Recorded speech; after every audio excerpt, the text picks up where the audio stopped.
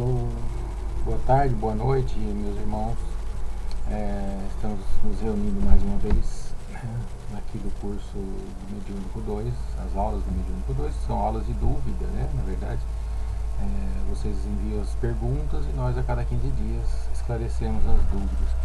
Infelizmente, nós tivemos poucas dúvidas, ou na verdade muitas dúvidas, e as pessoas não enviam essas dúvidas, né? A gente prefere carregar as nossas dúvidas ao invés de buscar o esclarecimento. Isso é uma pena. Isso, no final das contas, empobrece o nosso curso, né? Nós todos que já estamos passando por uma problemática que não estamos acostumados, né? Pelo menos nessas nossas talvez duas gerações, nós não passamos um período de pandemia ou epidemia. A humanidade já passou por isso várias outras vezes. A gente só precisa buscar esse conhecimento na história para não se confundir, né? Não achar que isso é só sinais dos tempos ou fim dos tempos, essas coisas que a gente acaba ouvindo até mesmo no meio espírita, infelizmente, né?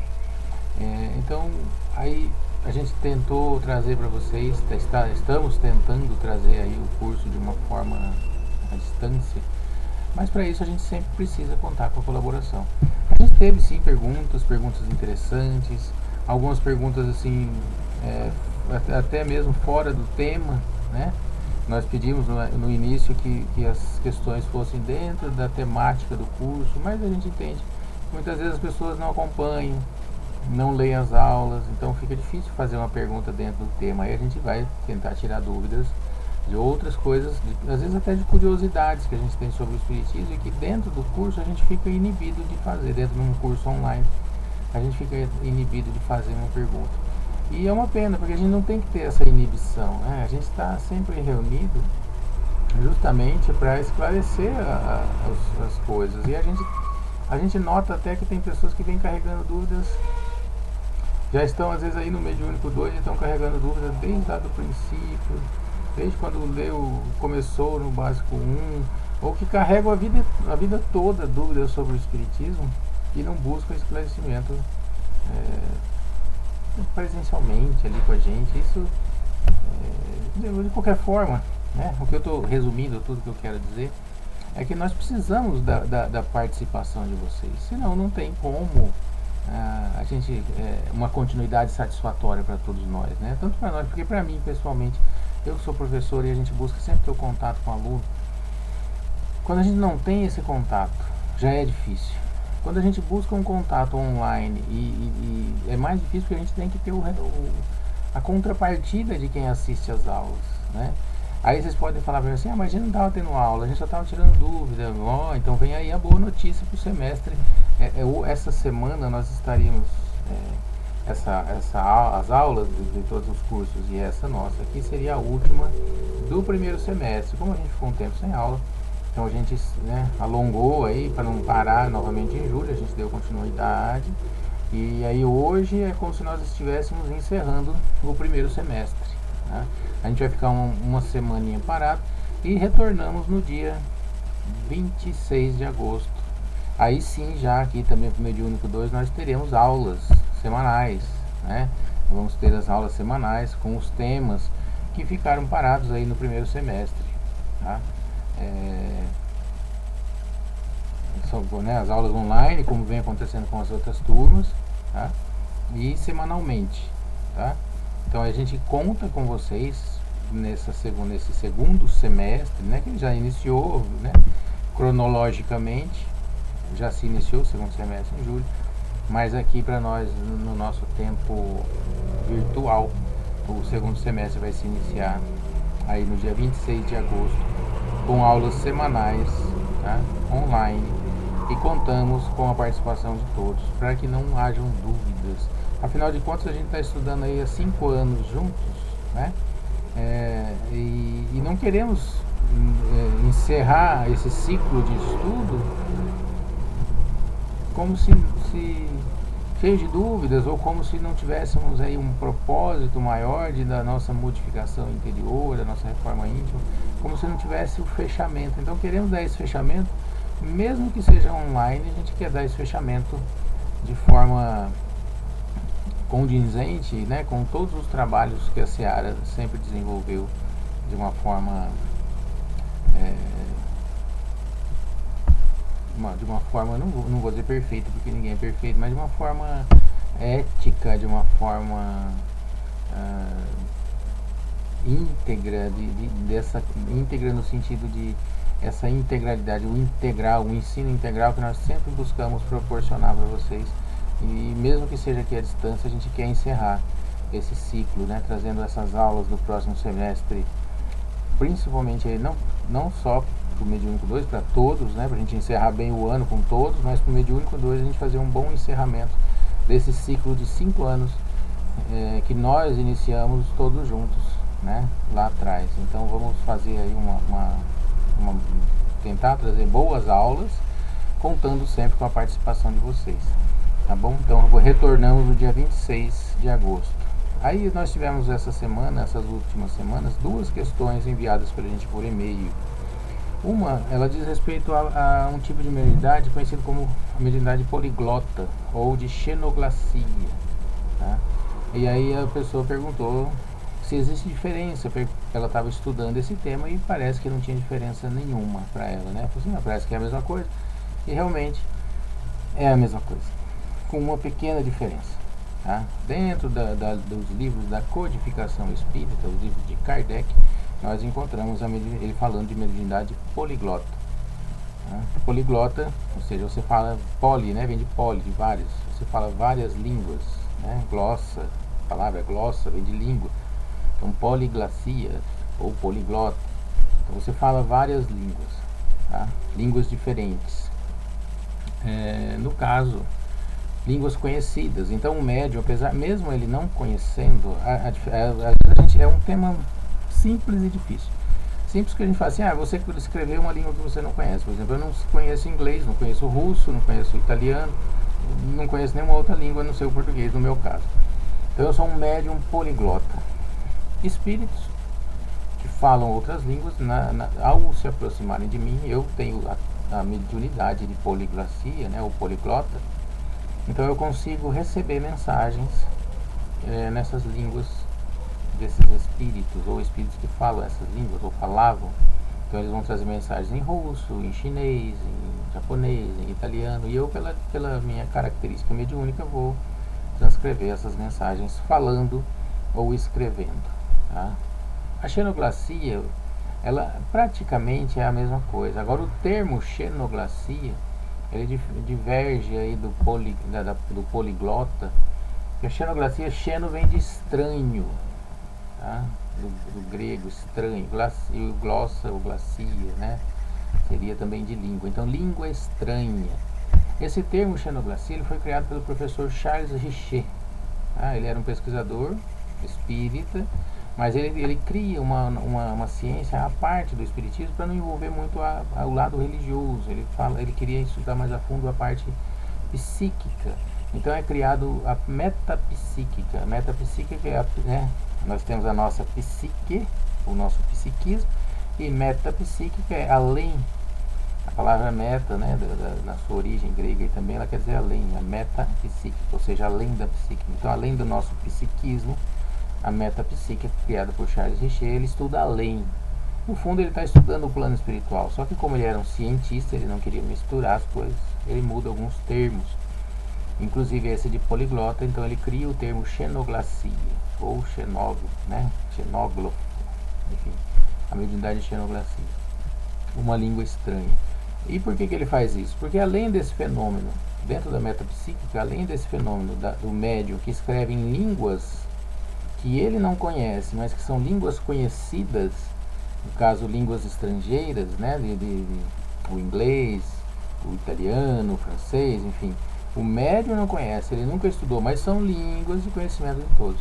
O professor Charles Richer, ele nota que em alguns fenômenos sonambúlicos, né, alguns fenômenos de transe, espíritos, eles traziam, ou o próprio médium, ele falava numa língua totalmente desconhecida. E ele tinha ali uma. Não é só emitir sons, né? Como um bebezinho às vezes emite sons. Uma pessoa que está com algum problema, ela emite alguns sons guturais. Não.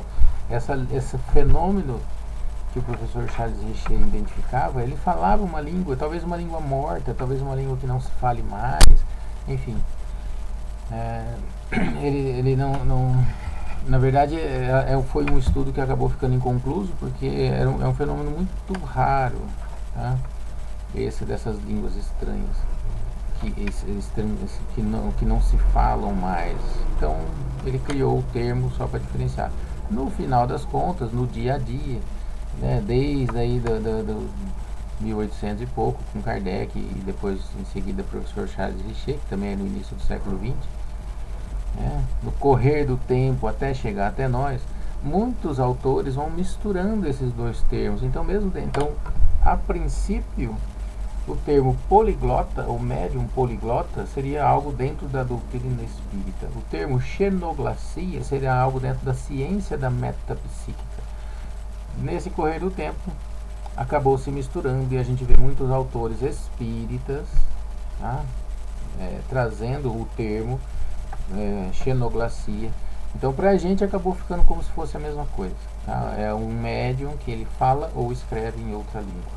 Basicamente é isso, tá? Se eu compliquei muito, eu peço desculpas, mas é bom a gente saber diferenciar e trazer esses termos, a origem do porquê, né? O porquê eu poderia chegar e falar, é a mesma coisa, usa os dois.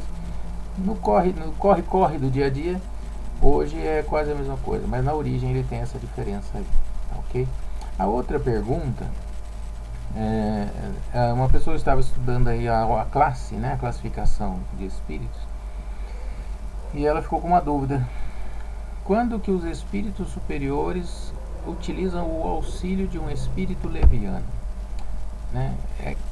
Quando a gente dá uma lidinha nessa classificação e a gente vê lá essa parte que os espíritos assim, eles utilizam utilizamos-os como se fossem os servidores. A gente tem que contextualizar, entender, né? E não é assim, tipo, espírito leviano, vem aqui, carrega essa mesa aqui pra mim, né? O espírito leviano, vem cá, bate na porta lá pra assustar os outros, levanta essa pedra.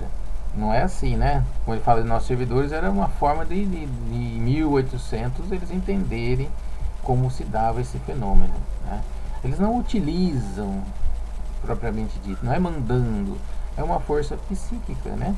Um espírito superior, ele tem uma ascendência moral sobre um espírito leviano. Muitas vezes, talvez em toda a sua maioria das vezes, o espírito leviano, ou espírito inferior, ou espírito ignorante, seja lá o termo que se utilize aí, um espírito numa categoria inferior, né?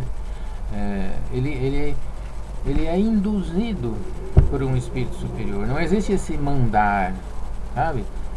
Tipo, espírito, o espírito superior não vai falar isso nunca. Sabe quem está falando? Sou um espírito de luz. Ele não vai fazer isso, né? Ele faz o quê?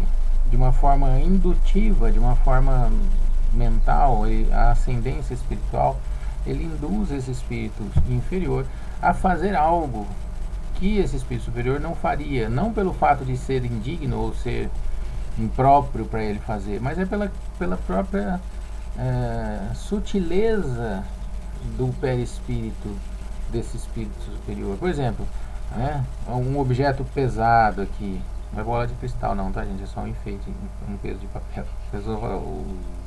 Não. É um objeto pesado.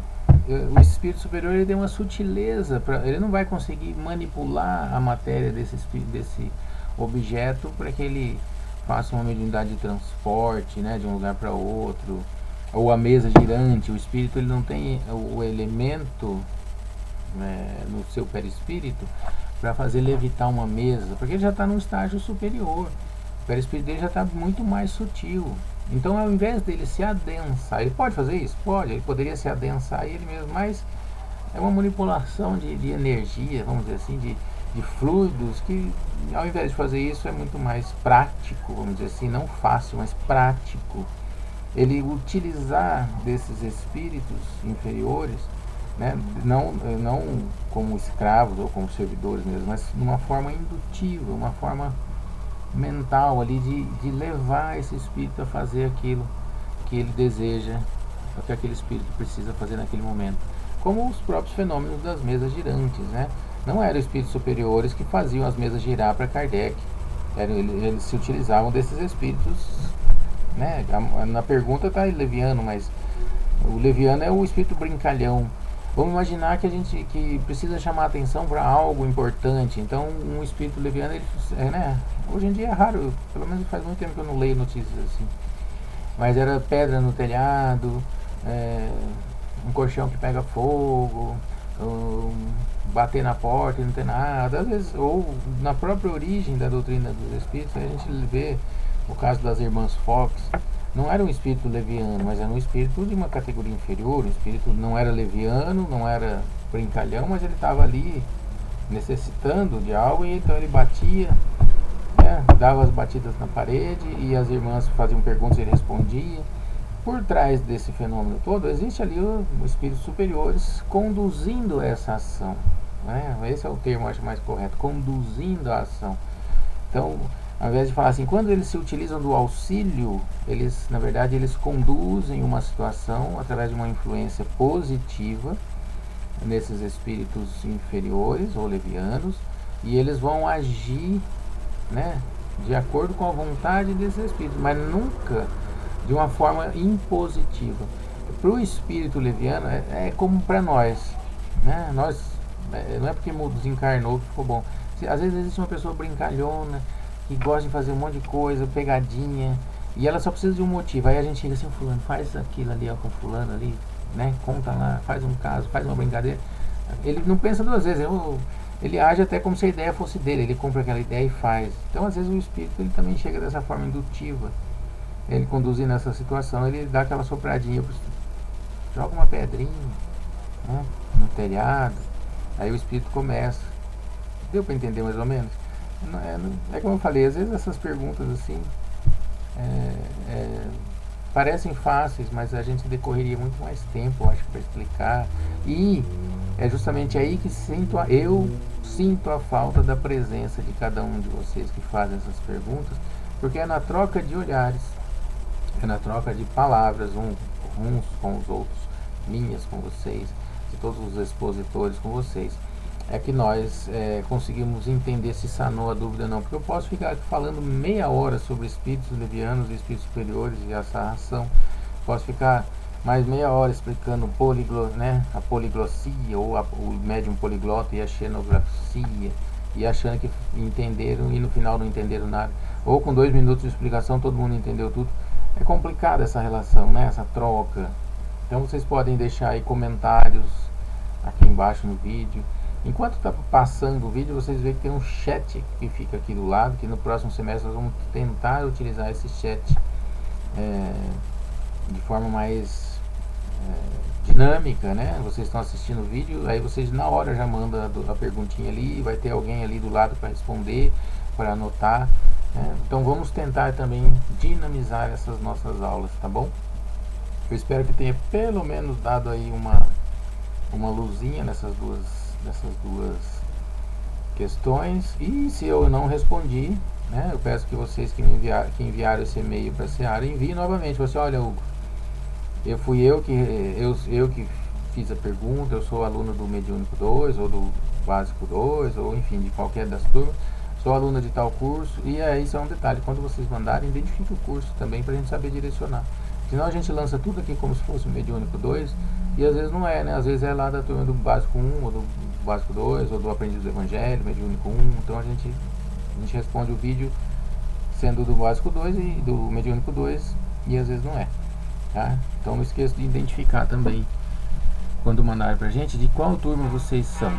Aí vocês, né, tem gente que começou agora e fala, eu não sei, se começou agora é Básico 1, você já está há algum tempo Básico 2. Ou então fala assim, eu sou da turma do Fábio, eu sou da sua turma, Hugo, então é Básico 1. Eu sou da turma da Tia Sueli, eu sou da turma da Ritinha. Então a gente identifica que turma que é e responde as questões, tá bom, gente? Então vocês assistindo esse videozinho curtinho aí hoje, Desculpa o começo quando eu falo das questões e da participação, mas a gente precisa realmente da participação de vocês, senão vai ficar sempre uma aula sem troca, tá? E o importante é a troca. Já dizia Confúcio aí que mais importante do que saber as respostas é aprender a ouvir as perguntas. Então a gente precisa que vocês perguntem, senão a gente não sabe nem o que estudar e o que responder, né? Estudar a gente sabe, a gente tem que estudar a doutrina espírita. A codificação é a base que a gente precisa estudar, mas às vezes ela é tão ampla e tão incompreendida ainda, né? O professor Herculano Pires diz que o maior inimigo do espiritismo é o espírita, e o espírita que não estuda. E mesmo nós já estando aqui há algum tempo trabalhando como expositores da doutrina espírita, não somos professores, senão nós já seríamos formados em espiritismo, né? Mas como expositores nós também precisamos saber direcionar e onde estudar para tirar as dúvidas de vocês, ok? Então um grande abraço, desculpa, e espero que todos aproveitem esse pequeno intervalo aí de uma semana mais ou menos, né? Um pouquinho mais, para também fazer essas adaptações e se acostumando a conversar aqui no chat, né? Para a gente poder interagir melhor, tá bom? Uma boa noite e até o dia 26 de agosto. Um abraço.